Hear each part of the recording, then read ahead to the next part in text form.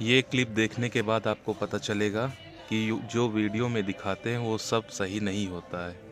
ये मोबाइल दे रहे हैं, फिर उसके बाद मोबाइल ले लेते हैं, ऐसा नहीं होता है। अरे बाप रे, ये तो धोती खोल रहा है। तो ऐसे नहीं करता है, जो कहता है वो करते हैं। ऐसे किया, मैं तो बहुत सारे भाई को देखो कि आईफोन वो गिफ्ट कर देते हैं। ऐसे किया, दिया फिर ले लिया वापसी।